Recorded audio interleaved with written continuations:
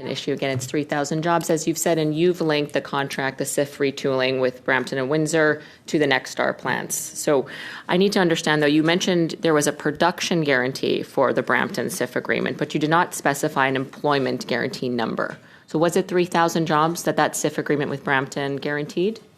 So I will provide that information through you because obviously they're commercially sensitive information. So I just need to check. If I may just interrupt for a moment. No, if I don't want to be interrupted, Mr. Chair. I just want to be able to finish my sentence, please. Minister, MP Dancho. If I may. Yeah, here's what I'm going to do. Yeah. When we ask the minister to appear, we want the minister to have an opportunity to have answers. We want members to have an opportunity to have questions. I'm not going to hold the time of her response against your time. What about this time? Okay, this time the clock is paused, so you're okay. Minister, I'll let you finish the response. Madame Dancho, I'll ask to let her complete, and then Minister, I'll ask you to let her complete. I'm not going to hold the clock hostage here. So Minister, finish, and then MP Dancho. I think it's important when you look at the different contracts that first and foremost, particularly on the battery front, the contract is 1/3 the government of Ontario and 2/3 the government of Canada. So it's not $15 billion. I know that the MP has referred to $15 billion for the government of Canada. Because this isn't what I asked you specifically. But to go specifically on the job numbers, we'll look at what is possible to make public because of commercially sensitive information. If I may on that specific point, I just want to finish my answer. Specific point, and please, therefore if you'll allow me, we will Minister, be it is able my to time, answer so I'm your just going to have question. to respond. So on the commercially sensitive redactions, now on the SIF agreement for Next Star, the jobs guarantee of 2,500 was not redacted, so it stands to reason that it wouldn't be redacted, wouldn't be commercially sensitive under a different SIF agreement. Surely you can tell us if there was a 3,000 person jobs guarantee for Brampton, and that's not commercially sensitive information. So it is concerning to me that you're not committing that there was a jobs guarantee for the Brampton that's facility. not what I'm saying. So you're saying that there is... I'm saying that all the plants were linked and all the contracts are linked. So you will be able to see it when we will be producing. But if there wasn't a jobs guarantee of 3,000 people at Brampton, which is the whole reason you're here, then how is it that you're tying all of the money to a jobs guarantee that may or may not exist? You should be able to tell us if there is a jobs guarantee for the 3,000 jobs in Brampton. I think you're falling into the trap of trying to find a problem where there's none. Well, the problem is that 3,000 people were laid off, the government and your was government committed millions and billions, in fact, of dollars. Well, MP Dancho, and we're trying I don't know whether you want this to be a there's- monologue or you want me to appear. Because the question if you I'm want asking this you to is be a very monologue, clear. I don't need to be here. Colleagues, I'm going to pause us again for a moment. I do want to ensure that we've got an opportunity for dialogue. I think that's the ultimate goal here. Minister, if you can give us maybe 30 seconds in your reply, MP Dancho will go back to you, and then I believe you were hoping to split the time with Mr. Seaback, of which there would be about 3 minutes or so left. Minister, if you want to give us about a 30-second answer here. Yeah, well, ultimately the goal was to create jobs. And so obviously there were job numbers, and obviously it was linked to the fact that we needed to protect the Brampton facility. I was not negotiating at the time, but this is clear through the very evaluation and just the fact that just reading the contracts. When you see that there are contracts that are linked to investing in the Windsor plant that are linked to the Brampton facility, or investing in the Windsor Next Star LG, basically Stellantis LG, contract linked to the Brampton facility. So clearly it was to protect the jobs. And so that was the position of the government.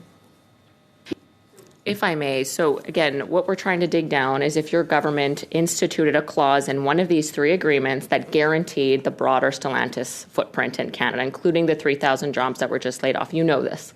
So what I'm trying to drill down is if there was something in the contracts, there isn't one in here. Brampton is even mentioned in the contract for the Next Star agreement. I understand they can be linked. There is a clause 14.1G that may link it to the Brampton facility. But you're not committing whether there was a clear jobs guarantee there. So your argument is, oh, no, we're covered. We're suing them in clear grounds. But you're not telling us, in fact, if there was 3,000 jobs guaranteed in that SIF agreement. So that's the real question I have, because there is significant commitments, as you know, up to $15 billion in partnership with Ontario.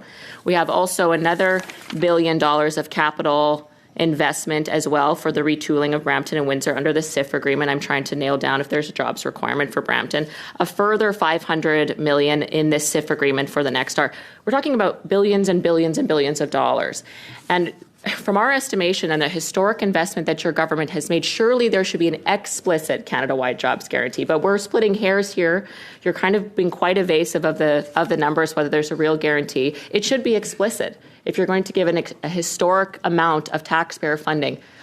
In fact, just to wrap up, Mr. Chair, I will just say this. I'm not sure if you understand the magnitude of the money that you've committed, but I did some math. And the number of two-parent, full-time working households that had to work for your government to provide just its contribution to Stellantis is over 647,000 Canadian families had to work an entire year for your government to provide up to $11 billion.